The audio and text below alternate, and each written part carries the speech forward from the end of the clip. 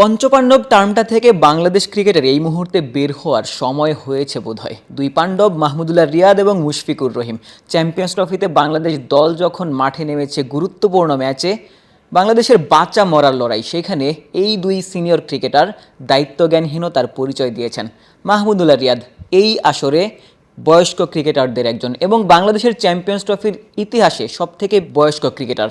এর আগে মোহাম্মদ রফিক ছিলেন, তবে এবার সবথেকে অভিজ্ঞ ক্রিকেটারদের মধ্যে একজন মাহমুদুল্লাহ রিয়াদ। তিনি আসলে সবশেষ 4 ইনিংসে তিনি দুর্দান্ত ব্যাটিং করেছেন, তবে যখন আসলে সবথেকে বেশি প্রয়োজন, দলের যখন সবথেকে বেশি প্রয়োজন সেই সময়টাতেই তিনি ব্যর্থ হয়েছেন এবং দল যখন আসলে বিপদগ্রস্ত, যখন আসলে টপ অর্ডার ব্যাটারদেরকে হারিয়ে ফেলেছে, যখন তাকে আসলে উইকেটে থাকতে হতো, বাংলাদেশকে বড় একটা পুঁজি এনে দিতে হতো, তখন আসলে তার যেই শর্ট সিলেকশন সেটিই মূলত প্রশ্নের উদয় ঘটিয়েছে।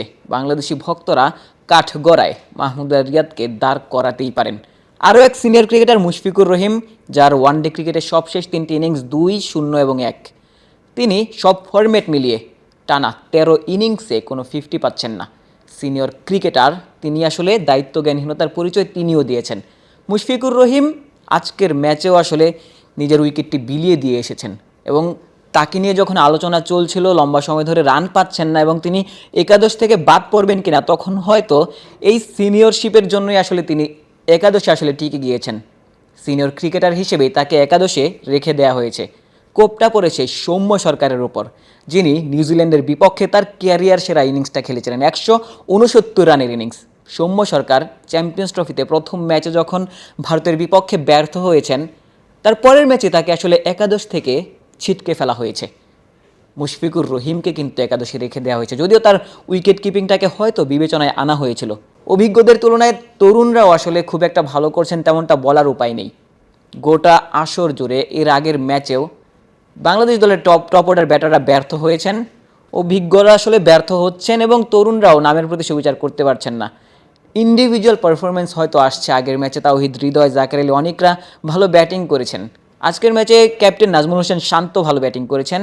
তার 77 রানের ইনিংসের উপর ভিত্তি করে মূলত বাংলাদেশ দল 200-র গণ্ডিটা পেরিয়েছে। তবে টিম পারফরমেন্স সেটি আসলে টাইগাররা দেখাতে ব্যর্থ হয়েছে এবং আরও একবার বাংলাদেশ দল দর্শকদের আসলে হতাশ করেছে। যেখানে আসলে 300 রানও আসলে সেফ না, 300-350 রানের একটা প্রেডিকশন আসলে ম্যাচের আগে দেওয়া হয়েছিল, সেখানে বাংলাদেশ দল 200-র গণ্ডি পেরোতে আসলে হিমশিম খেয়েছে। শেষ পর্যন্ত 250 রান আসলে বাংলাদেশ দল করতে পারেনি। নিউজিল্যান্ডকে বড় একটা টার্গেট দেওয়া যায়নি, ঠিক সে কারণেই বাংলাদেশ দল হয়তো চ্যাম্পিয়ন্স ট্রফি থেকে বাদ পড়ার দ্বার প্রান্তে। বোলাররা এই টোটালটাকে আসলে ডিফেন্ড করতে পারেন কিনা সেটাই এখন দেখার বিষয়। আশিক সারোয়ার, নিউজ 24।